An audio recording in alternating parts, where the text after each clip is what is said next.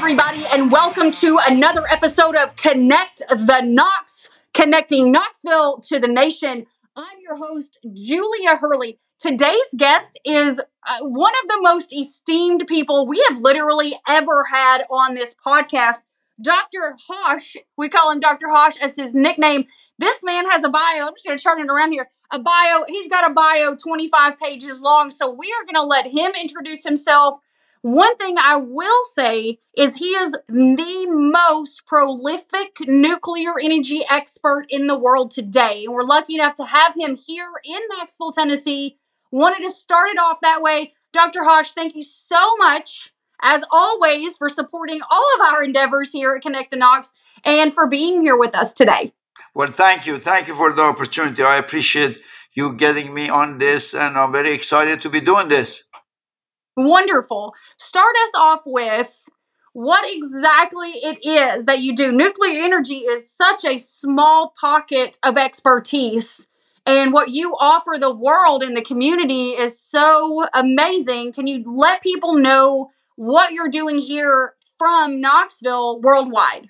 All right. We test the control systems of nuclear power plants. So nuclear power plants are designed to shut themselves down in case of a problem as quickly as possible, because every second really counts. So we verify that if there is a problem, the plant can shut itself down as fast as possible.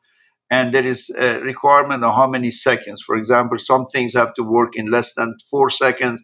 Something has to work in less than 2 seconds. We go into plants, the control systems of the plant that keeps the plant running and shuts it down, and verify that they can actually shut the plant down in 4 seconds or 2 seconds, depending on the episode. Interesting. So for anybody out there, and I will tell you, nuclear energy is something that is either really loved, really hated, completely misunderstood.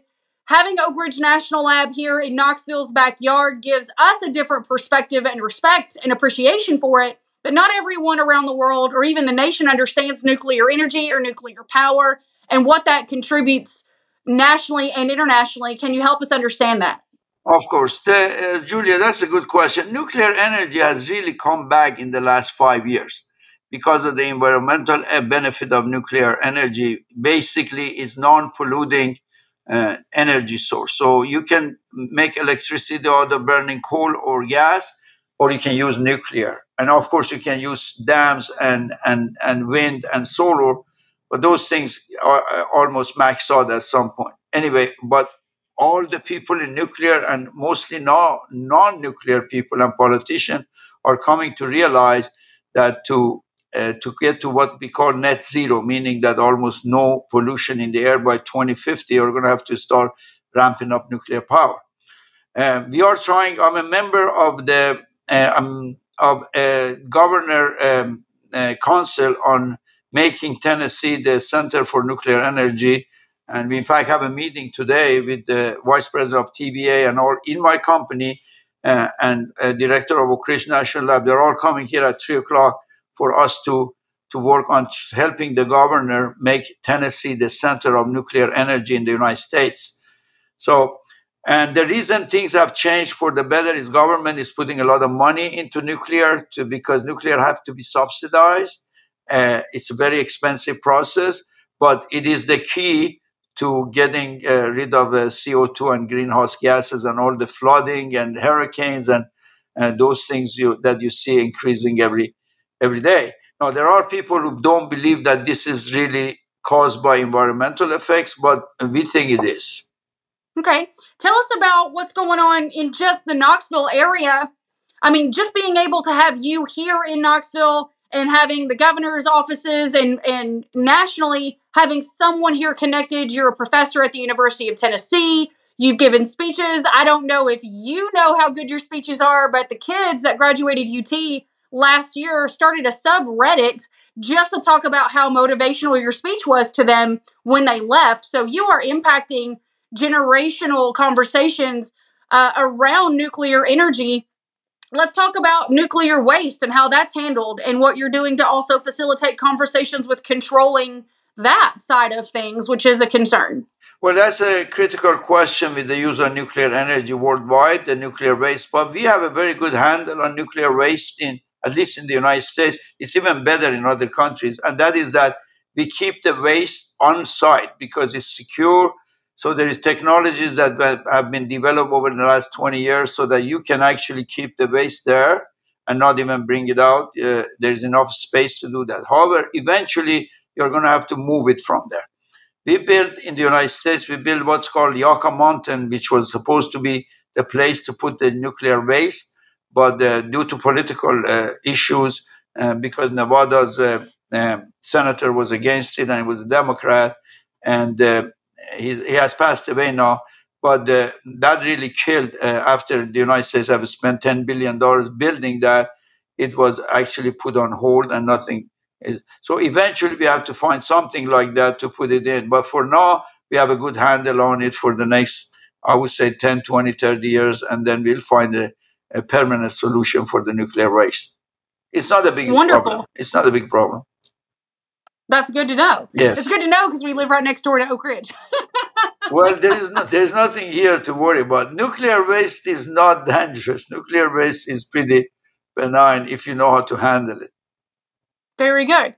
So one of the things that we like to talk about on this podcast specifically, because it is Knoxville focused, but a lot of people outside of the nation, I mean, as you've seen, the growth in the Knoxville area has doubled exponentially. Exactly. It's going to continue. Exactly. We're the next Nashville. Exactly. Yeah, we're the next Nashville. It's going to happen. Exactly. I'm very excited about that as a realtor. Exactly. Very excited about that.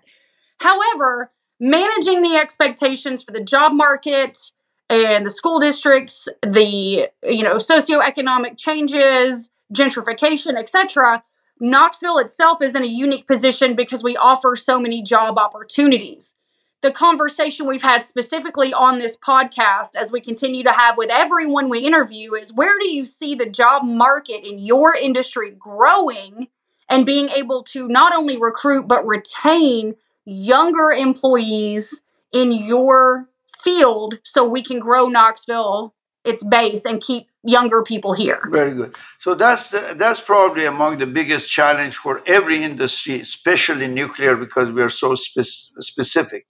We are fortunate here because we have the University of Tennessee, we have Oak Ridge National Lab, we have Tennessee Tech, we have Roane State, we have Pellissippi State. We have a lot of educational resources here that are pumping in young people. Keeping them here, I've tried everything. You got to pay them good and take good care of them. So the world of employee relationship has changed. I'm going to send you, and you can put it on the public, my commencement speech. I was a commencement speaker for the College of Engineering at UT. I don't know if you saw that, but I have that, and I'll send it to you, Julia. And there it says that the key to keeping the people here is to treat them as well as you can, pay them as good as you can, and know that they have so much choices around the country or around the world, actually, and they will leave if you don't treat them well. Flexibility is very important to the young generation. So I said that in my commencement speech. That's one thing we started with, letting people basically come and go as they wish. Now, we have not gone as far as Microsoft, which says you have unlimited off time. I don't think we'll ever go that far, but some companies are doing that. You can just be off as much as you want to on your own discretion. That would be interesting. That would be a change. So as I'm reading through all of your accomplishments and all of the things that you are doing, explain what you're doing in Europe and Asia, and as far as your control system testing. Like, how are you continuously making that better, faster, stronger, more capable, more hands-off? What are your, I guess the end result of this question would be, what would be your requirements or opportunities for younger people? Where do they need to be looking for education? What specifically do they need to do now to be able to, in 8 years, once they receive their doctorate, work with a company like yours? Very good. So actually, digitalization and artificial intelligence is what we use to optimize our operation. I mean, you can't find people. I mean, United States, in my opinion, is short of at least 20 million workers, probably at least 5 million engineers. Really, that's really true.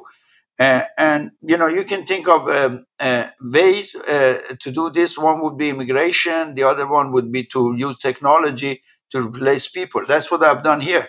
We have brought a lot of technology to take care of a lot of our needs on both the operations side, on the business side, and also on the technical side. So that's what we do.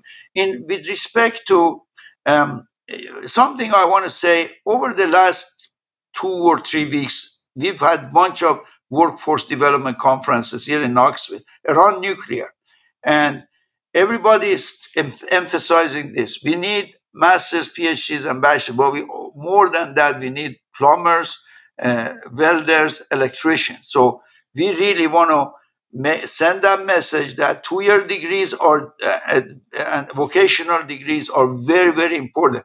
A nuclear power plant or any process uses a few PhDs and a few masters and a few bachelors, but use a lot of electricians, welders, plumbers, and that's what I want to emphasize. With respect to our work outside the United States, we basically work internationally. Every nuclear power plant that has been built by an American designer or builder is our customer. Whether our single largest customer outside the United States is England, and there's a big nuclear power plant near London. So we are in and out of there. We have our own company partner in Spain. So we are partners. So we do all of the Spain plant. We do this English plant. We do Switzerland. We do even Slovenia in the Eastern European countries. We have done work in Ukraine. Just basically all of Europe. We are partnered with what used to be Rolls-Royce in France. Now, Framatome came and bought Rolls-Royce. So through them, we work in the French fleet.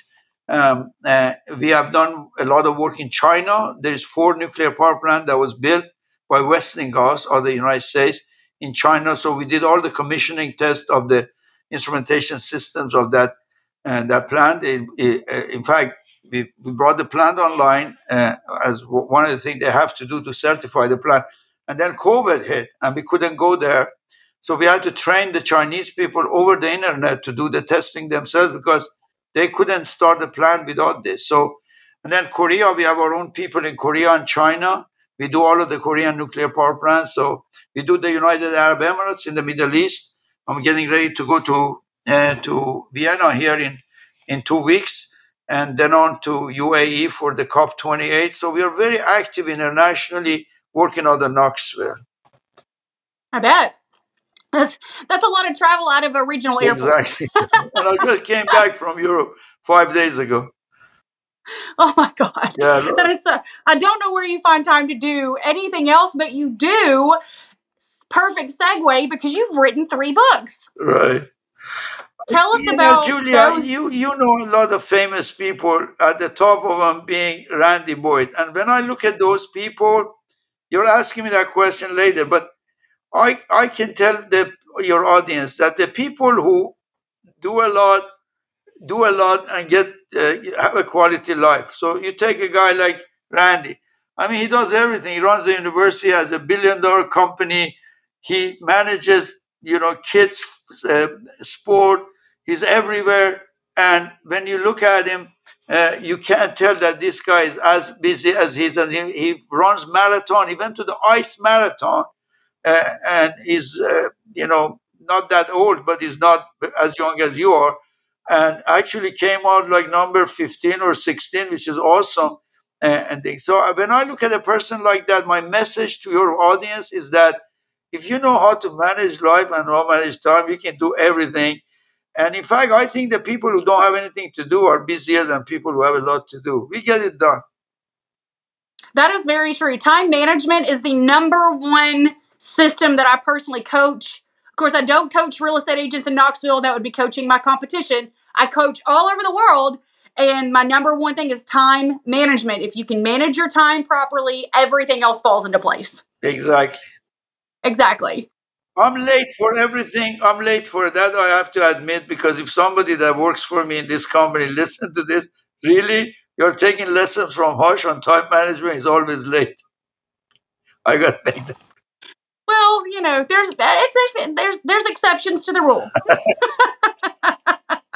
You That's just need right. to know when to bend just a little bit. Right, right. We all know that real estate is location, location, location. Our team at Just Homes Group has the true expertise, pairing buyers and sellers with the right opportunities. Whether you're looking to buy or sell a home right here in Knoxville, Lenoir City, Clinton, or Farragut, we have the expertise throughout every Knoxville surrounding area. Call Just Homes Group today. Tell us about your books. So I've written 3 books that are technical, so it's in my field. I got it translated to 4 languages. So my books are in Japanese, Chinese, Korean, and Russians. The reason I did that is because those are the countries that are really going nuclear big time, right? Russia, of course, is not going to be easy to deal with anymore because of the unfortunate war in Ukraine, very unfortunate war in Ukraine, and that I hope it comes to end as soon as possible. I have friends there. I've worked there. I was just in Europe dealing with my Ukrainian counterparts and things. So the books are used as textbook in some places. Then I have written about not the book itself, but chapters in another 10 books. So I'm co-author. And that's what we do. We do research, we learn things, and we put that in the public domain for everybody to see. That's fantastic. I think it's one thing to write a book about whatever, and then to write a biography or write an autobiography. It's another thing to actually write technical knowledge and teaching skills that will either make or break an entire world in the future and have it revered. That is very difficult, and props to you for doing that. Thank you. There's so much in here. I don't even know. We'll make it a little more Knoxville centric, because I could talk to you all day about what's going on in the world. I think that's one of the most important things. I don't think that people truly understand politically the issues in the entire world that affect all of us. Nuclear energy is one of those. Every time we have a war, every time we have a problem in another country, our energy is affected. Everything that we do on a local basis, whether it's from a town of 300 or a big city of 3 million, energy is affected by every political conversation and vote and threat that we could ever encourage. And again, Knoxville, Tennessee, housing Oak Ridge National Lab is always affected by that. Tell us about what you do, if you can. Tell us what you can tell us about what you do with Oak Ridge National Lab and how that is a great partnership with the University of Tennessee and Tennessee Systems. Right.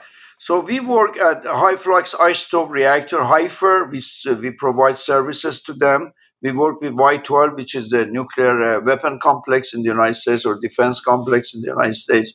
We work with them. We do some testing of some of their equipment.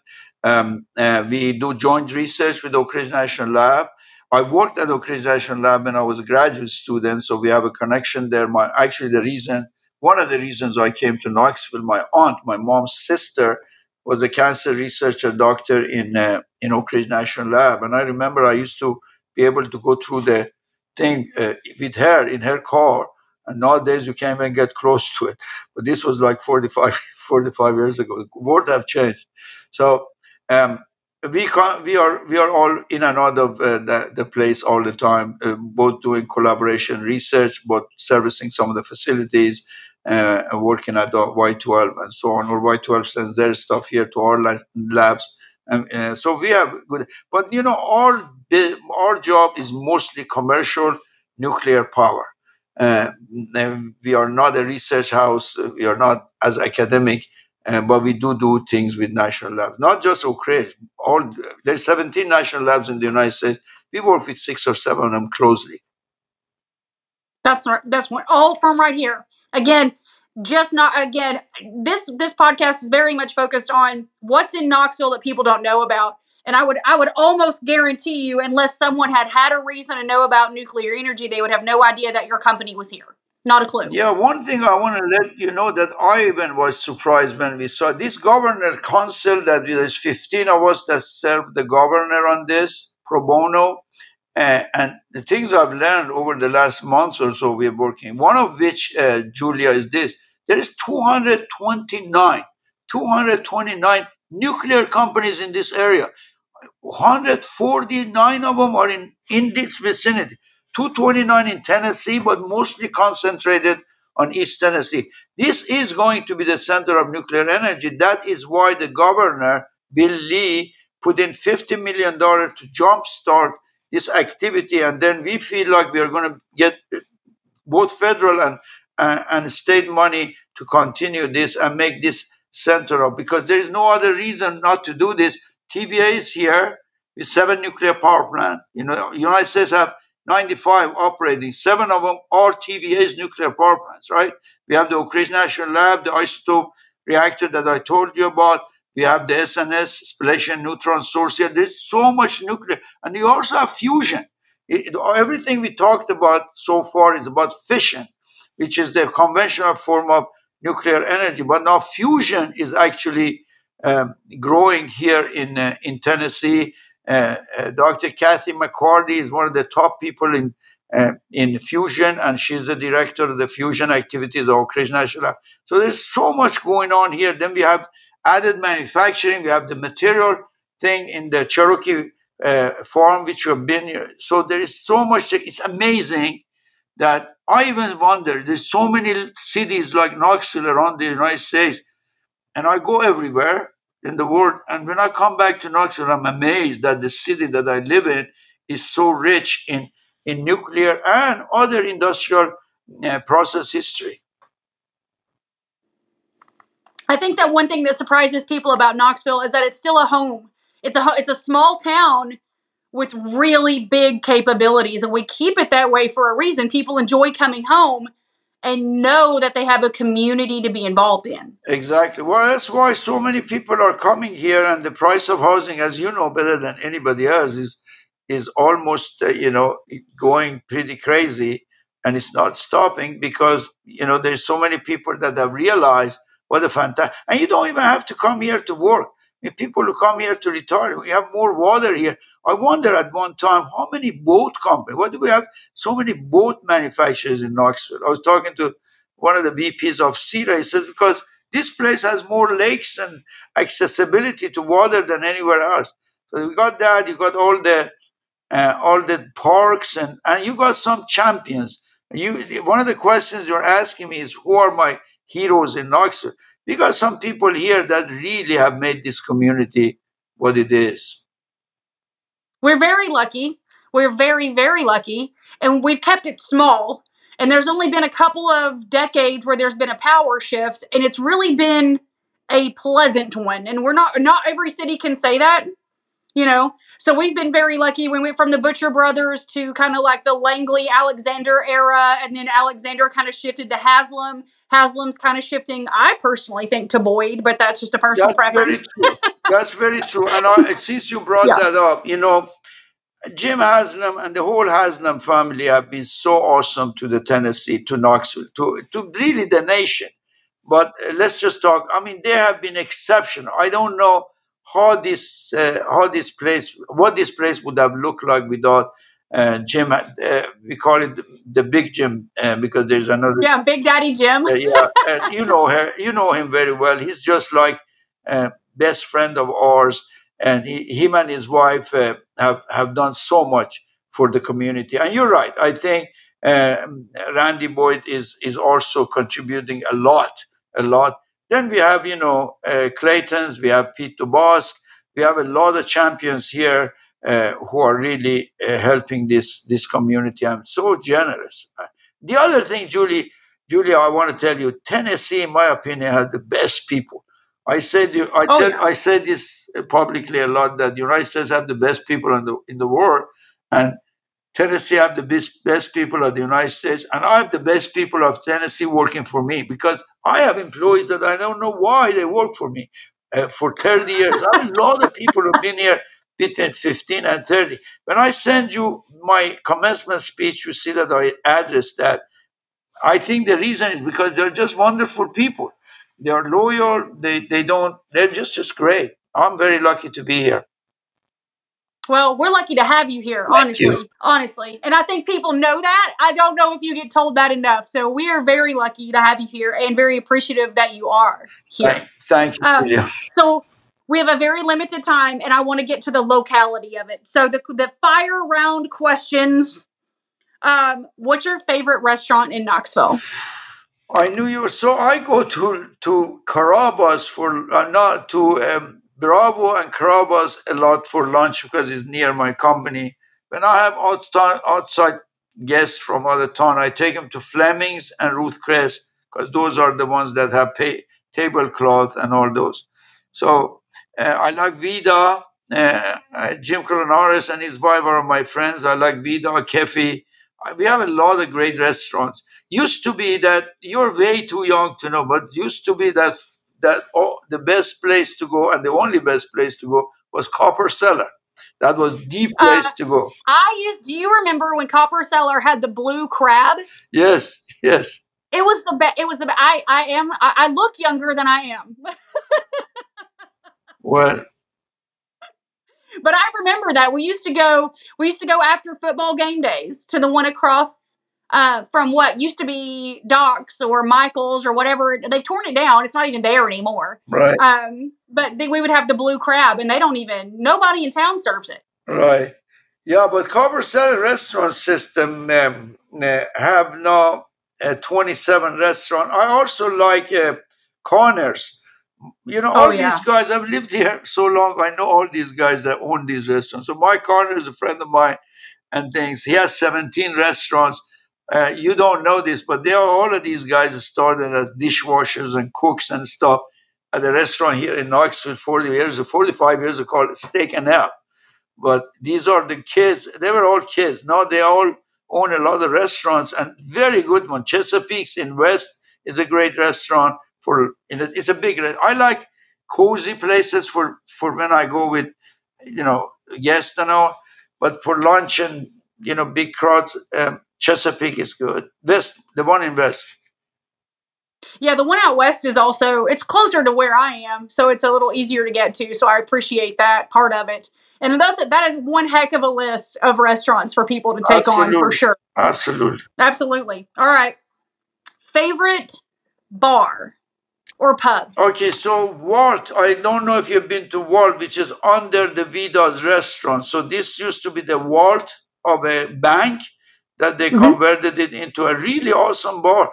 In fact, I have guests from everywhere, and I take them there, and they're amazed that such a nice and cozy place exists in Knoxville. They had the best flatbread pizza ever. They quit doing that, so I got to get with Jim and find out why did you get rid of that. So that's one of my favorite places to go for drinks in terms of a bar. I love that. One last question. When you bring someone here that's never been here and they want to experience something that's completely not known, where do you typically go? So that's a very selfish answer. We normally give them a lecture about our company's history, and then we give them a tour of the place. We are in a campus of 3 buildings in my company, and we keep it up. We keep this place up. So that's one of the attractions too. Then I take them out on downtown and show them we are academics, so we normally give them a tour of the University of Tennessee. I have taken people to football games. I have 5 seats in the stadium that I've had them for probably 45 years. I don't like to sit in the boxes. Don't tell the UT people that, because you've been there and I've been there. That's just not watching football. So I sit in the middle of a bunch of hooligans, and we really have a great time. So I take some of my guests. I've taken some very important people to those bleachers in the stadium. They loved it, and so that's what I do.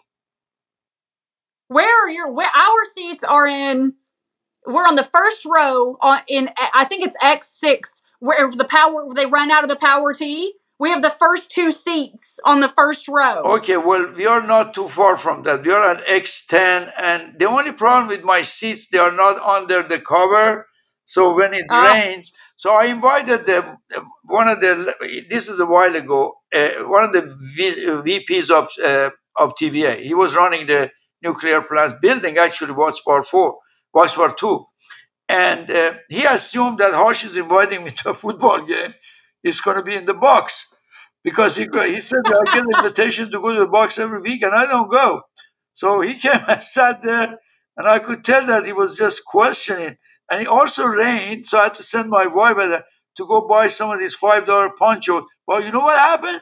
That was the game that in the last second, Arkansas fumbled, and we went to national championship. So he turned out to be the best game of Tennessee history.